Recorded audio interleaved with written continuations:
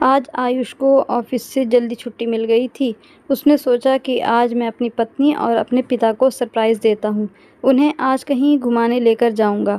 लेकिन जैसे ही वह अपने घर पहुँचा तो अंदर से आने वाली आवाज़ ने उसके कदम वहीं रोक दिए।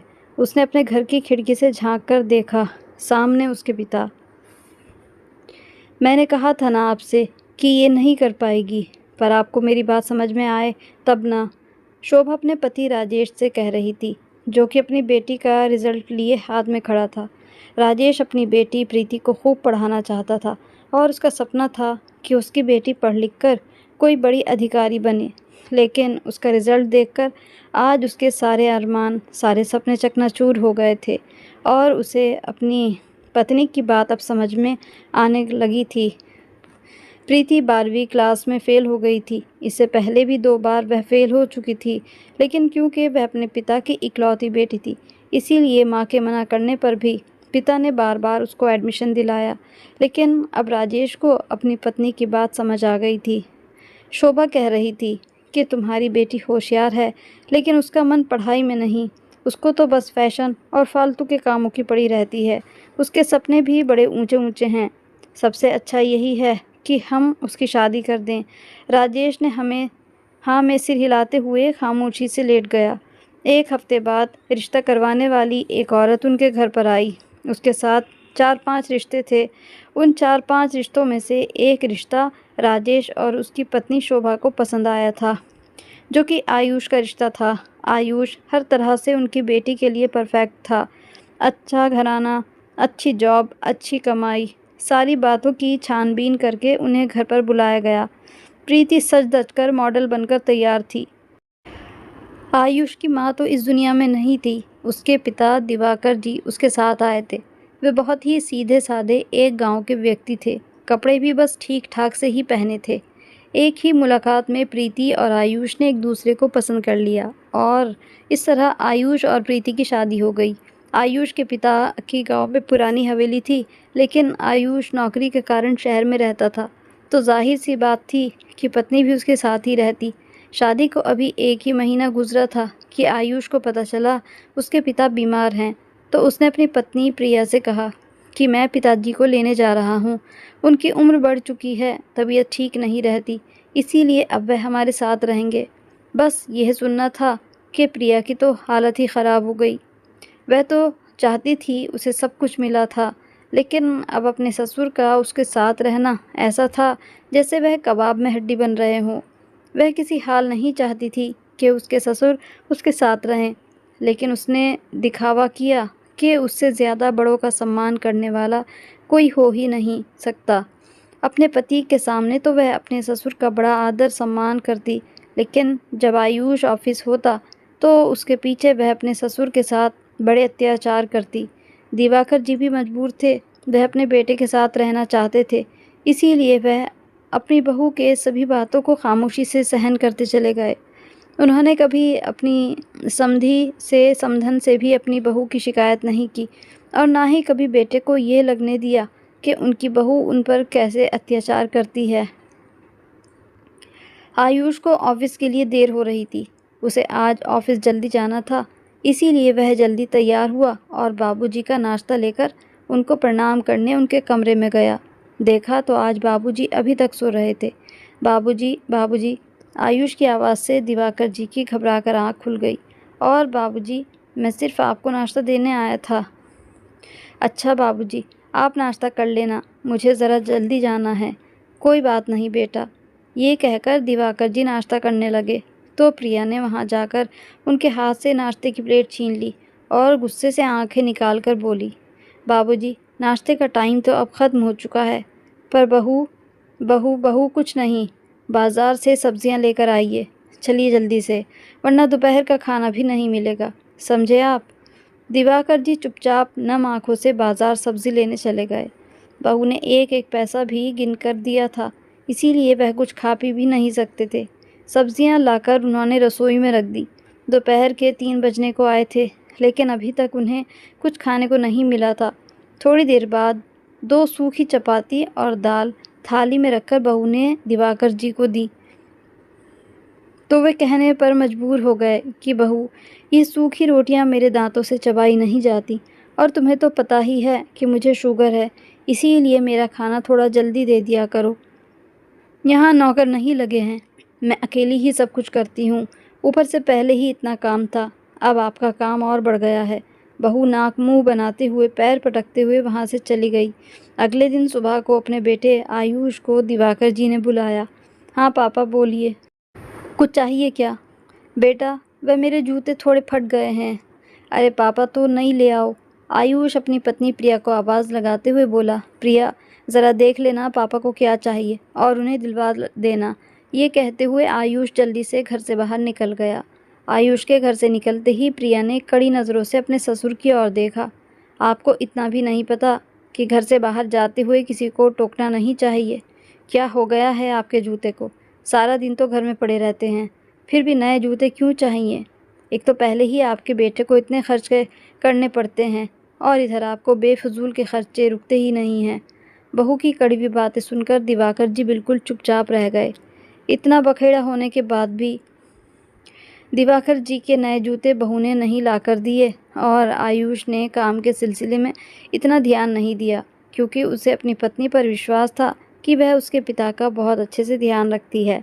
ऐसा हो भी क्यों ना, क्योंकि जब तक आयुष घर में रहता तो प्रीति अपने ससुर के साथ बहुत अच्छा व्यवहार करती। आयुष को दिखा दिखाकर अपने ससुर जी के लिए चाय नाश्ता बनाती। इसी विश्वास में आकर घर की सारी भाग दौड़ तो आयुष ने अपनी पत्नी के हाथ में सौंप रखी थी। उसके खुद के पास तो इतना समय भी नहीं था कि 10 मिनट अपने पिता के पास बैठकर उनसे बात कर ले। वह अपनी पत्नी के इस दोहरे चेहरे से अभी तक अनजान था। रात को आयुष के घर आने से पहले ही प्रीति अपने ससुर को खाना देकर उनके कमरे में भेज देती थी। आयुष पूछता कि पापा ने खाना खा लिया, तो कहती हाँ हाँ, पापा को खाने में देर हो जाए तो फिर अच्छे से नींद नहीं आती है, इसीलिए बहुत जल्दी ही खाना खा लेते हैं, फिर उन्हें दवाइयाँ भी तो देनी होती हैं ना। आयुष अपनी पत्नी के दोगलेपन को कभी समझ ही नहीं पाया कि वह कितनी चालाक है। एक दिन उसके बॉस के यहाँ कोई पार्टी थी, तो वो आयुष को जल्दी छुट्टी मिल गई। उसने सोचा, चलो आज प्रिया और पापा को सरप्राइज़ देता हूँ, आज कहीं बाहर लेकर घूमने चलता हूँ। वह प्रिया को बिना कुछ बताए घर आ गया, तो प्रिया की तेज़ आवाज़ सुनकर उसके कदम वहीं रुक गए। प्रिया ज़ोर ज़ोर से चिल्ला रही थी, आपको कुछ सुनाई नहीं देता क्या? जो बना है जल्दी से खा लो, और ख़बरदार, बेटे के आगे ज़्यादा नौटंकी दिखाने की ज़रूरत नहीं है। तभी रोटी टेढ़ी है तो कभी सब्ज़ी में मिर्ची है। ये कोई होटल नहीं है, मेरा घर है। खाना बनाने में मेहनत लगती है, अगर ज़्यादा कमियां निकालीं तो कल से ये भी नहीं मिलेगा। पत्नी के बोल सुनकर आयुष ने गुस्से से मुट्ठियां भींच लीं। वह जहाँ था वहीं खड़ा रह गया। उसे अपने पत्नी के इस व्यवहार पर एक पल को विश्वास ही नहीं आया था, लेकिन उसने उस वक्त अपने गुस्से को पी लिया। खिड़की के अंदर झांक कर देखा तो दिवाकर जी की थाली में 2 सूखी रोटी और एक कटोरी में सब्ज़ी रखी थी। दिवाकर जी बार बार अपनी आंखें पोंछ रहे थे। सब्ज़ी में मिर्च इतनी तेज़ थी कि बार बार पानी पी रहे थे, लेकिन आयुष घर के अंदर नहीं गया। वह दरवाजे के बाहर ही टहलता रहा। वह अपनी पत्नी के और कारनामे देखना चाहता था। थोड़ी देर ऐसे ही बाहर टहलने के बाद वह घर के अंदर आया। देखा तो दिवाकर जी अपनी थाली उठाकर किचन में बर्तन साफ कर रहे थे। अचानक से आयुष को देखकर प्रीति सकपका गई। अरे आज आप इतनी जल्दी आ गए? हाँ, वो ऑफिस में काम नहीं था तो आ गया। बहुत भूख लगी है, जल्दी से खाना लगा दो। पापा, आपने खाना खा लिया? अपने पिता की ओर देखते हुए आयुष ने पूछा। दिवाकर जी का मुंह थोड़ी देर पहले ही बहू की झिड़की सुनकर उतरा हुआ था। इससे पहले कि दिवाकर जी कुछ बोलते, प्रीति बोल पड़ी।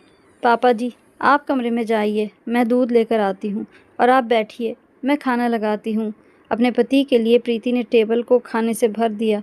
किसी चीज़ की कोई कमी न थी, लेकिन आयुष ने एक प्लेट में 2 रोटियाँ और थोड़ी सी सब्ज़ी निकाली और नीचे फर्श पर बैठकर खाने लगा। प्रीति ये देखकर हैरान हुई, कहने लगी, अरे ये आपको क्या हो गया है? मैंने इतना कुछ आपके लिए बनाया है, और आप ये किस तरह से खाना खा रहे हैं? मैं आज अपने पिता की तरह खाना खा रहा हूँ। मैं तो देख रहा हूँ कि मेरे पापा रोज़ कैसे खाना खाते हैं। जो तुम उन्हें मेरे आने से पहले बड़े प्यार से खिला रही थी। पति की बात सुनकर प्रीति की हालत ख़राब हो गई। वो वह आयुष बात ऐसी है ना? प्रीति हकलाने लगी। आयुष लाल आंखों से उसको देख रहा था और उसने एक ज़ोरदार थप्पड़ प्रीति के गाल पर जड़ दिया। तुम्हारी हिम्मत भी कैसे हुई मेरे पापा के साथ ऐसा करने की और उनसे काम करवाने की और इस तरह से बात करने की? मैं तुम्हें पापा के सामने अपमानित नहीं करना चाहता था, इसीलिए तुम्हें समझा रहा हूँ। आज के बाद अगर तुम्हारे कारण मेरे पापा को किसी भी तरह की तकलीफ़ हुई तो समझ लेना, अब बस और नहीं। मैंने तुम्हें विश्वास किया और तुम्हें मेरे पापा के साथ ऐसा करती रही। अरे आज मैं जो कुछ भी हूँ उन्हीं की बदौलत हूँ। मैंने फ़ैसला किया है कि आज से मेरे पापा मेरे साथ ही खाना खाएंगे। दरअसल गलती तो मेरी ही है जो मैं अपने पापा को थोड़ा सा समय भी नहीं दे पाता हूँ। प्रीति डर से कांप रही थी क्योंकि आज उसका दोहरा चेहरा उसके पति के सामने आ चुका था।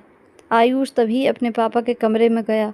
उनका हाथ अपने हाथ में लेकर बोला, पापा मुझे माफ़ कर दीजिए जो मैंने आपको तकलीफ़ को समझ नहीं पाया, लेकिन आज के बाद दोनों बाप बेटा एक साथ खाना खाएंगे। कहते कहते आयुष की आंखों में आंसू आ गए और वह सिसक पड़ा। दिवाकर जी भीगी पलकों से अपने बेटे के सिर पर हाथ फेर रहे थे। आंसू बहाते हुए आयुष अपने पिता से बोला, पापा मैंने मम्मी की आखिरी टाइम में उनसे वादा किया था कि आपका साथ कभी नहीं छोड़ूंगा, लेकिन मैं अपना वादा निभा ही नहीं पाया, ना ही मैंने आपकी कद्र की। कहकर आयुष फूट फूट कर रोने लगा तो दिवाकर जी ने अपने बेटे को गले से लगा लिया। ना मेरे बच्चे, इसमें तेरी कोई गलती नहीं है, बल्कि मुझे तो तुझ पर गर्व है कि आजकल जो बच्चे अपने माता पिता से छुटकारा पाने के लिए उन्हें घर से निकाल देते हैं, वहीं मेरा बेटा मेरे लिए इतना सोच रहा है। अरे मैं तो फिर भी भाग्यशाली हूँ जो मुझे तेरे जैसे बेटे का प्यार और साथ का सुख प्राप्त हुआ, और जब तेरी माँ के सुख भोगने का समय आया वह मुझे छोड़कर चली गई। बेचारी 20 लोगों के परिवार और उस पर इतने कठोर नियम, लेकिन मैं उनके लिए चाहकर भी कुछ नहीं कर पाता था। बिजनेस में ऐसा फंसा कि बस उसमें ही सिमट कर रह गया। मेरे भाई बहन सभी पढ़ लिख कर दूसरे शहरों में नौकरियों पर चले गए और उनकी पत्नियों को मिली अपने तरीके से जीवन बिताने की स्वतंत्रता।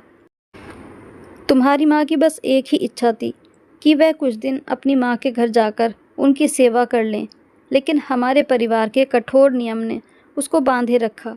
मैं भी कभी उसके दर्द को नहीं समझ पाया और एक दिन उसको अपनी माँ की मौत की खबर मिली। तब वह अंदर तक टूट गई थी और वह बहुत कमज़ोर दिखने लगी थी।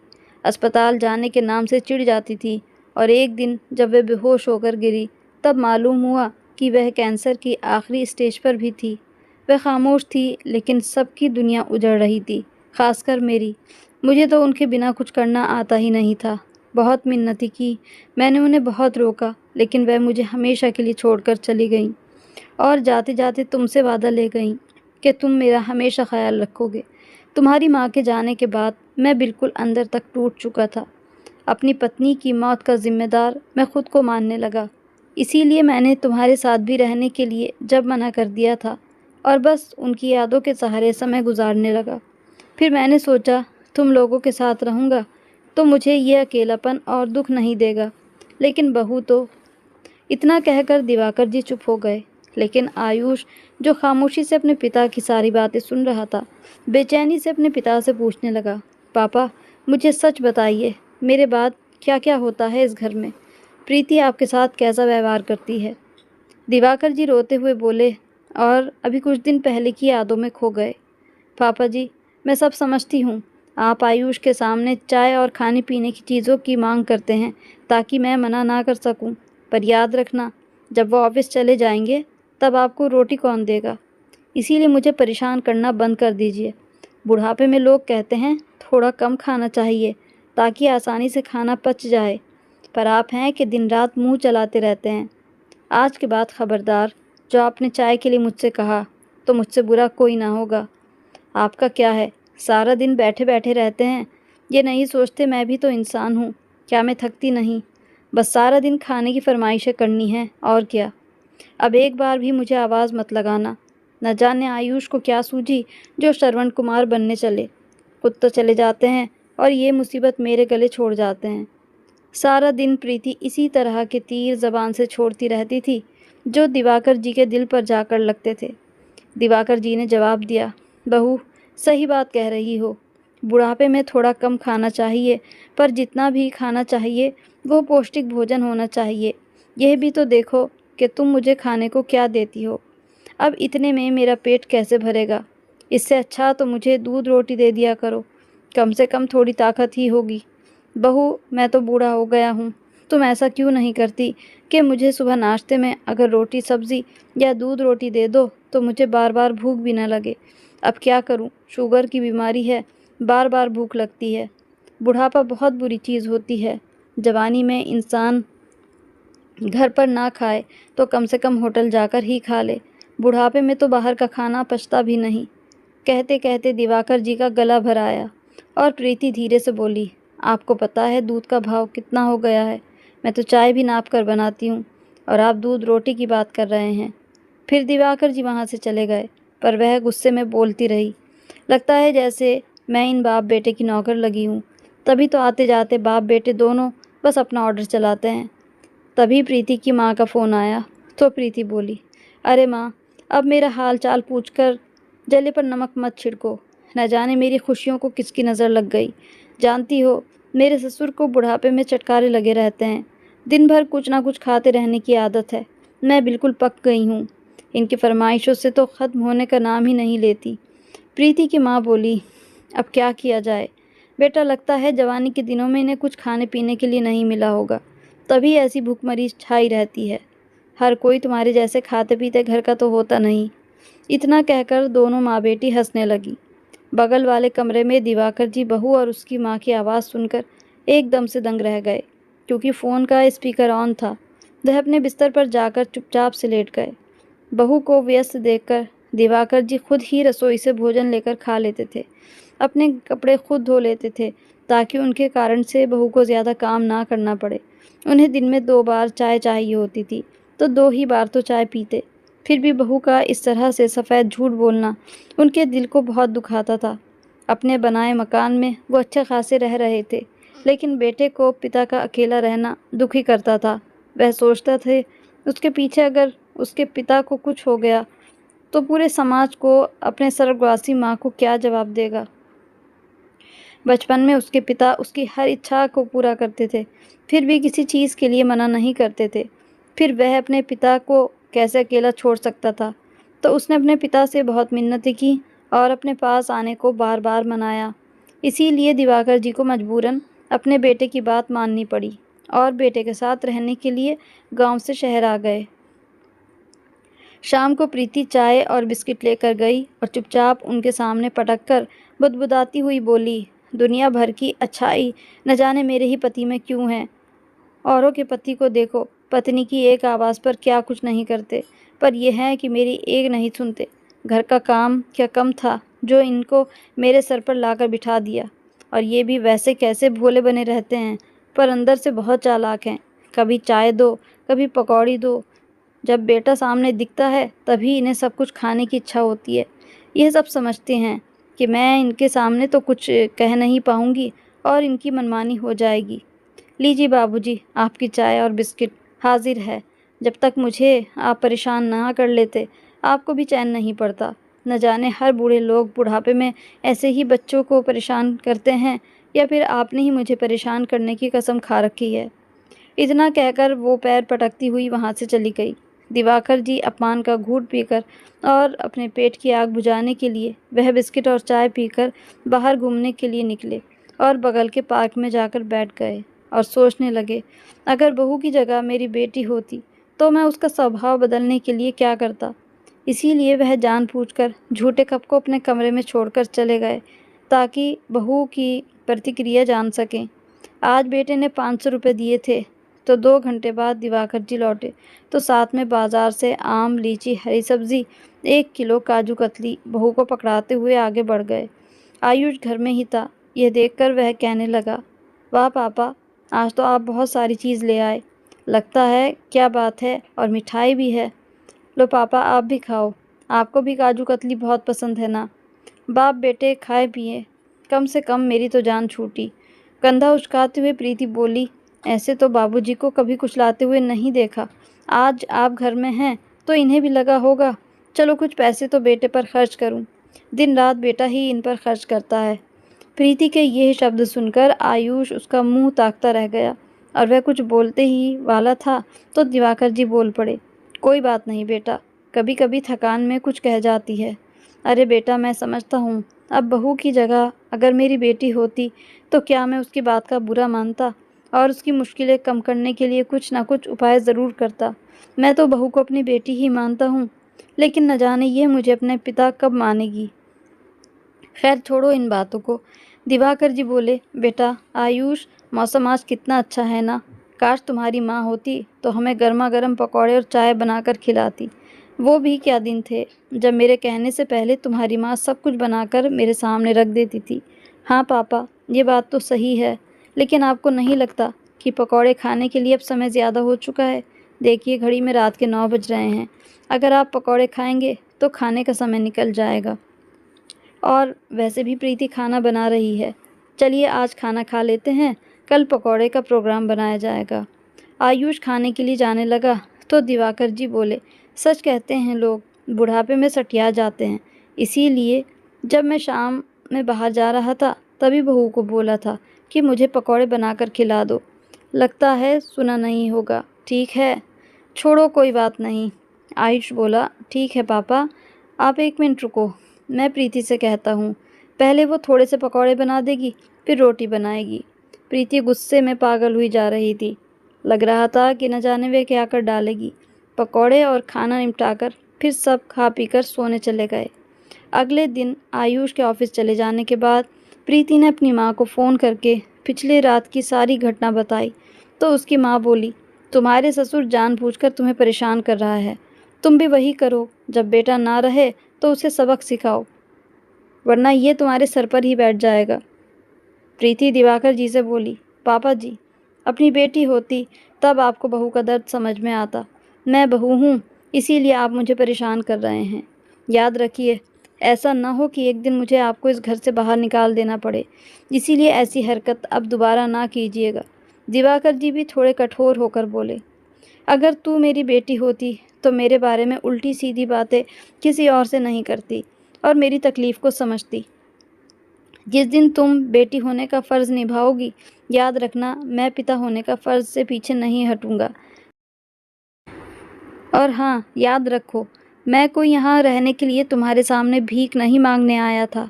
मेरे पास घर है, पैसे हैं, मैं अकेला भी रह सकता हूँ घर में मैं अपने बेटे के मन को दुखी नहीं करना चाहता हूँ। आज तू मेरे साथ जैसा भी व्यवहार करेगी तो वही व्यवहार पलटकर तुम्हारे पास वापस ज़रूर आएगा। इतना कहकर दिवाकर जी वहाँ से चले गए। समय इसी तरह गुजरा।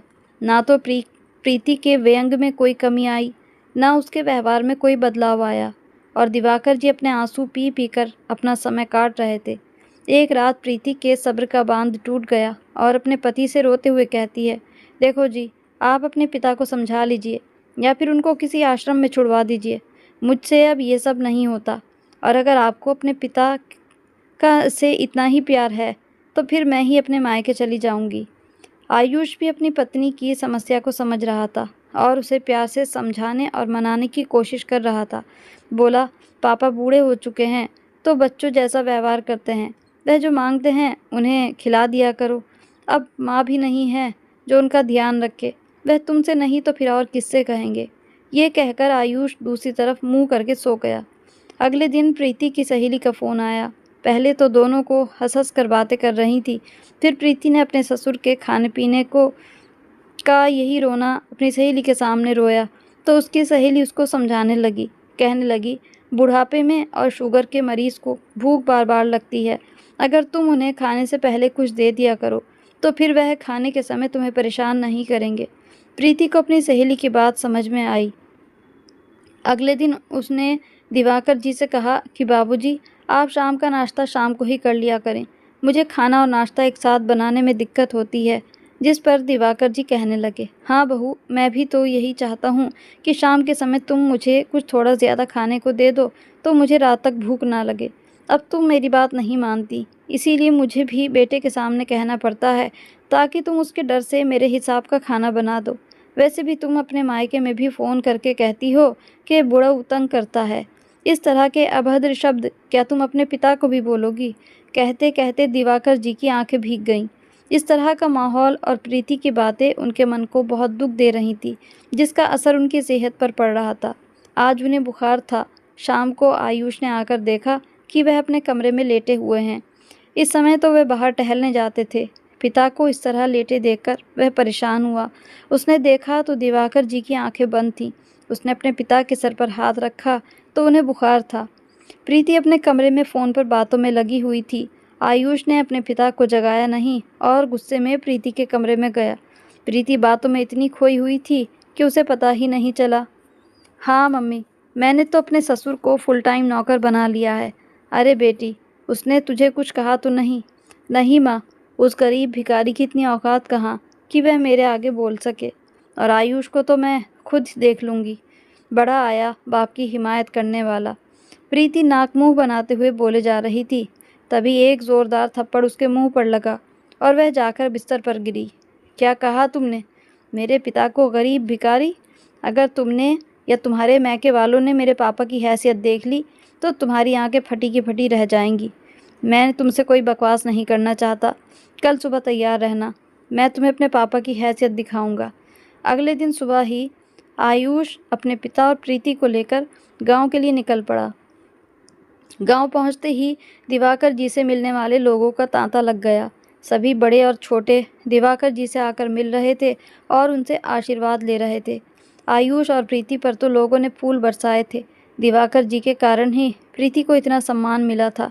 दिवाकर जी की इतनी पूछ थी, वह तो कभी सपने में भी नहीं सोच सकती थी कि जिस इंसान को उसने अपने घर में नौकर बना दिया था, उसकी पूरी गांव में इतनी इज्जत और शान होगी।